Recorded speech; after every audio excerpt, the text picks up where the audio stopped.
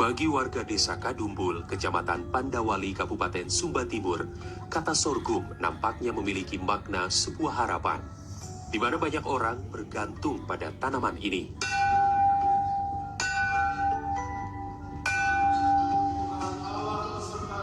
Putra asli Sumba Timur bernama Alfonsus Omadea punya mimpi wujudkan raharja bagi desanya melalui sorghum.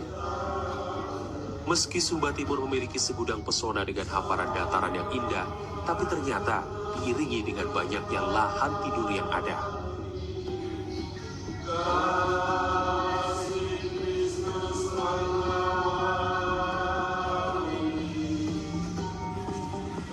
Menyadari hal ini, Alphonse berupaya menyulap 15 hektar lahan milik keluarga dan kerabat yang sudah lebih dari 30 tahun dibiarkan begitu saja menjadi ladang sorghum.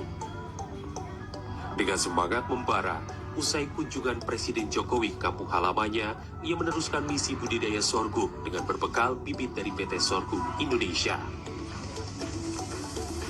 Jadi itu terjadi atas pertemuan saya dengan Pak Muldoko di salah satu kegiatan di sini. Jadi terpatri di benak saya bahwa pernyataan beliau adalah saya orang Jawa bisa datang tanam sorghum di Pulau Sumba. Dalam hal ini Sumba Timur. Kenapa kamu orang Sumba Timur yang katanya familiar dengan sorghum, kenapa tidak tanam sorghum? Ya buat saya pernyataan beliau itu cukup menohok bagi saya sebagai anak daerah, bagi saya sebagai putra Sumba, anak kampung yang juga butuh hal yang baru, butuh masukan yang baru, dan akhirnya saya putuskan untuk mencari lahan untuk bagaimana kami membudidaya sorghum. Hasil dari kebun sorghum rawatan Alphonse yang telah tumbuh subur ini tentu tidak dinikmatinya sendiri, namun juga puluhan anak dan remaja yatim piatu yang kini berada di bawah pengawasannya. Siapa yang mau tanam sorghum? Benar ya, semua mau tanam sorghum ya? Hari demi hari, mereka hidup dari hasil tanaman ini. Dalam masa libur sekolah, Alphonse tak lupa untuk selalu mengajak anak-anak bercocok tanam sorghum, mengedukasinya, hingga menjaga ladang sorghum ini bersama-sama. Hasil dari budidaya sorghum cukup untuk kebutuhan sehari-hari hingga menyekolahkan anak-anak tersebut. Satu lubang 2-3 ya? Ada yang hidupnya di bawah garis kemiskinan, ada yang bapaknya ada, ibunya nggak ada. Ada yang mamanya ada, bapaknya nggak ada. Bahkan juga bapak mamanya udah nggak ada, termasuk saya ini. Dan atas alasan itulah saya hadir di tengah-tengah mereka yang ada sekarang, dan syukur puji Tuhan ada 8-12 anak-anak sekarang ini yang saya sedang bantu untuk keperluan sekolah mereka, SPP-nya, pakaian seragam dan lain-lain. Itu ada yang dari 1 tahun sampai yang ke 8-9 tahun, bahkan yang sampai di kelas 5 SD sekarang. Bahkan sudah ada yang lulus SMA. Tentu mereka menemukan ada sesuatu yang membuat mereka bisa bertahan. Seperti ada kehidupan di situ. Selain anak-anak di desa Kadumbul, adik bungsu dari Alphonse sendiri juga bisa mandiri dari segi ekonomi. Ia mampu membuka toko pakaian yang dijual secara daring berkat modal yang terkumpul dari hasil budidaya sorghum. Membudidayakan sorghum ternyata juga mampu menekan pengeluaran untuk bahan pokok keluarga secara signifikan. Mereka tak lagi perlu membeli beras yang harganya cukup tinggi. Terlebih, sorghum memang menjadi menu sehari-hari bagi mereka.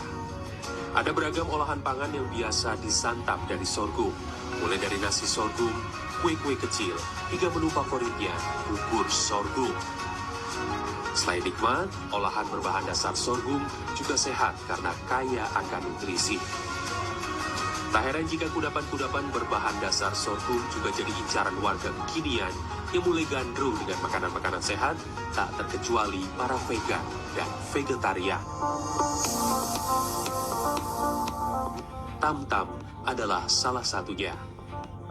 Dia adalah koki vegan di Jakarta yang juga konten kreator Jakarta Vegan Guide, media digital yang menjadi panduan untuk para vegan. Tam-Tam menganggap sorghum harus digaungkan karena potensinya yang luar biasa.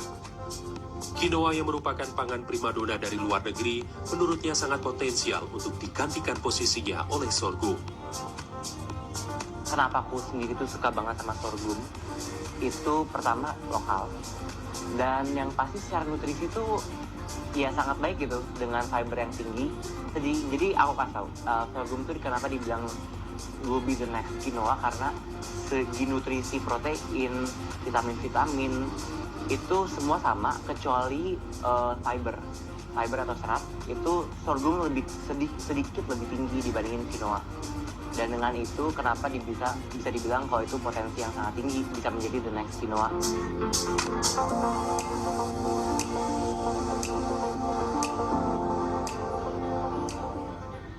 Koki bidang pastry ini juga bercerita bahwa produk turunan tepung sorghum adalah salah satu favoritnya.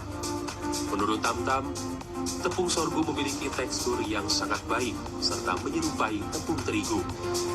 Dengan rasanya yang sedikit lebih manis dan tidak mengandung gluten, justru menjadikannya semakin memiliki nilai lebih. Itulah gambaran mengenai tanaman sorghum dalam negeri, mulai dari budidaya, dampak bagi masyarakat, hingga hambatan yang masih dihadapi dalam mewujudkan ketahanan pangan. Menjadi harapan kita semua dengan progres baik ini, sorghum pada akhirnya nanti menjadi alternatif yang mampu membawa Indonesia berdaulat pangan. Selamat dari ancaman bencana krisis pangan dunia.